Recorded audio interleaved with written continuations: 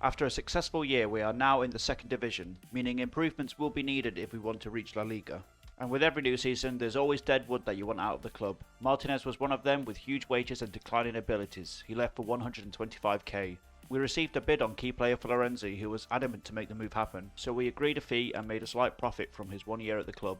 Zalazar was the last player out this window, not being in our plans for the future of the club.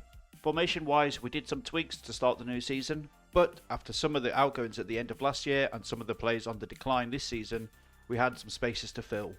My main priority was to find a goalkeeper, which we have done, costing a total of 2.8 million euros. I like the look of Lozas and I believe he can be a mainstay in goal for years to come. Javi Lopez was transfer listed and our scouting team liked him. I agree with the team and he becomes our new left back, costing 500k. At centre back, we again was looking for a youthful player, capable of playing in our division from the get-go. Again, we find a transfer listed player with a good scouting report. Chadi Riyad signs for 245k. The final hole to fill was a top-class box-to-box midfielder. 24-year-old Victor Mesaguer comes in for 400k. I really like his work rate, just a shame that he doesn't like big matches. Guerrero and Lopez have been promoted as rotational players this season, and our final signing this summer was Alvaro 103, who can deputise at left back. What do you think to our transfer dealings this summer? Let me know in the comments down below. On deadline day, Barcia had a bid, but with no time to replace him, we refused his wish of leaving.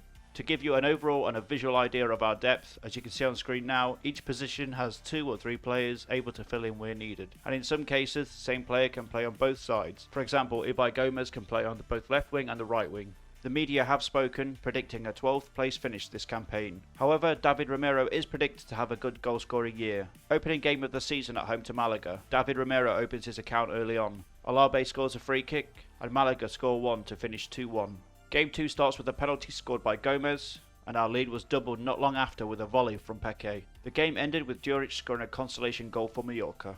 Against Barcelona B, we had a very frustrating game. They scored very early on, and with 10 minutes to go, David Romero was able to equalise. A couple games on, and we was able to draw first blood against Espanyol.